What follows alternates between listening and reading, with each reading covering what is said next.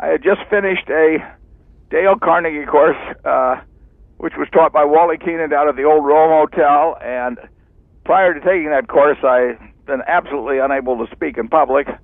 And after taking the course, I decided, which had a big effect on my life, I decided that I'd better get out in public and keep talking, or I would lapse back into my previous state. So I went out to what was then the University of Omaha and volunteered my services, and luckily for me, they took me up on it. That was the only class that I believe that was the only class that I taught for where I had to grade the students and so on. So I went into that class, and they were all, practically all of them, about my age or older. In fact, there were some bootstrappers, as I remember, from Strategic Air Command. And in any event, I was the youngest looking one in the group, if I wasn't the youngest. But I enjoyed it. And I did not enjoy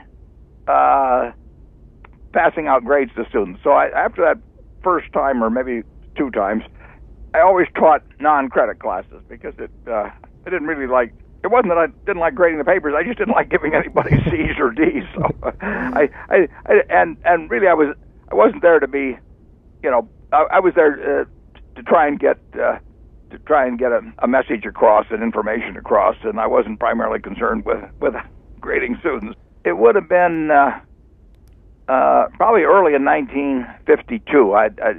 You'd have to look that up to be absolutely sure, but I took the Dale Carnegie course in the fall of 1951 after coming back to Omaha, and I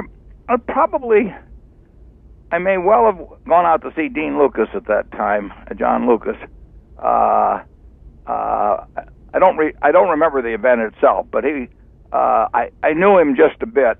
My family knew him pretty well, quite well, and were friends. So he probably was the fellow I went out to talk to. I can't remember specifically, but my Aunt Alice, for example, took a very early class with me, and there were friends of mine that would come out and take those classes, and I met a lot of nice people through teaching there early on. She liked it, and I liked it, and I've got pictures from those days, and Gabe Parks came out and took the class from the World Herald, and I think he even submitted a story and pictures to Life magazine. I think he was a stringer for them, but it never made it. But I think they thought the idea of a 21 or 22-year-old teaching a class might make an interesting story. But like I say, we never cracked Life magazine. Yeah, I didn't really use notes very much. I would just sort of wing it generally. I never did elaborate preparation, but I tried to use real life examples in class, because the professor that I learned the most from, Ben Graham, always used current examples, and it just made the class very interesting. So in those early days, I would come out with a lot of examples. So I might have had pass outs that showed, a bunch of figures or something like that, so that we could talk about a given sort of case study. But I found that if you livened it up with real life examples, that people enjoyed it a lot more. Well, the main thing was it just got me up and doing it. I mean, before I took the Dale Carnegie class, I literally couldn't. I would get physically ill before I would be able to speak in public, and so it was important to me that I just get up in front of people, and I found out I could do it, and I enjoyed it, and you do learn something, obviously, when you either teach or write. The person who does it learns more than the person on the other end usually. It clarifies thought. There's no question about that. Having to defend your ideas, so that as a teacher, you're probably the number one student in the room.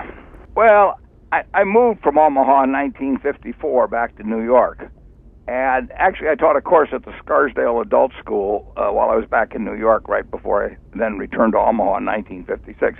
But when I came back, I started doing it again.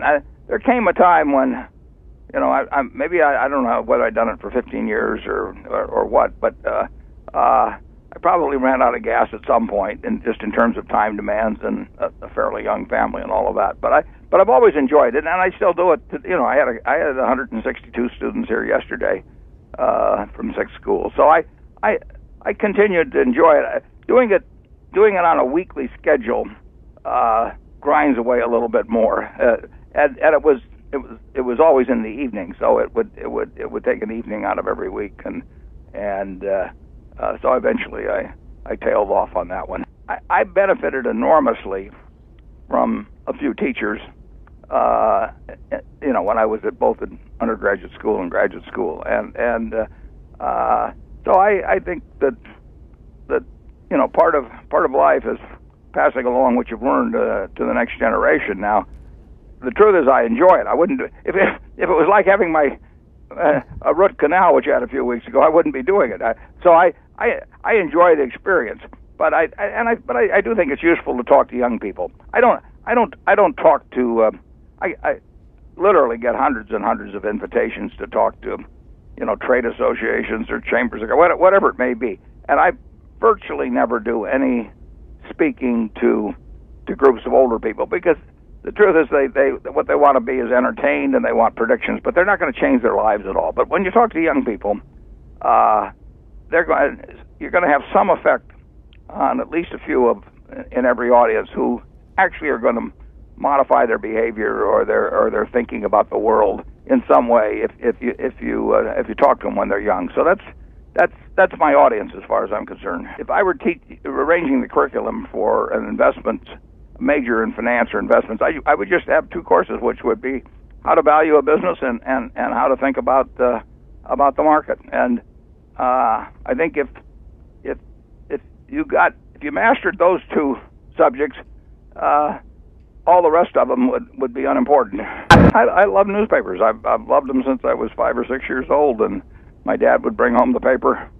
Then it was always the afternoon paper. He'd bring it home from work. It was a late edition, and I would probably start at the sports page and go on to the financial page and end up in the comics or something of the sort. But newspapers, I still read five newspapers daily, and so I've always enjoyed it. And what I do in my job is a form of reporting. I mean, I assign myself a story. What is Coca-Cola worth? Or, what's the future of the Washington Post Company? I assign myself a story just like an editor would assign a reporter a story. And then I go out and try and write that story, a week later, or a month later, or 2 months later, whenever I've gathered the necessary facts and processed them in a way to enable me to, in effect, write a narrative in my mind about the business and the industry. That's what I do. So what I do and what a reporter does is very similar, and I enjoy that. If I wasn't in the business I'm in, I would enjoy being a reporter. I'd like that better than being an editor. Well, with ABC, I got involved in that in 1985 when Cap Cities bought it, and my friend Tom Murphy called me in Washington, and he said, he opened the conversation with, "You're not going to believe this, pal, but I think we're going to buy ABC. Now come up here and tell me how to pay for it." So I found the whole experience with ABC terribly interesting, but I've always found the media business, interesting in various aspects, I did get a fair amount of experience with meeting with the talent of one sort, the news people. I got to know Peter Jennings reasonably well, or Barbara Walters, or Diane Sawyer, or Charlie Gibson, or all of those.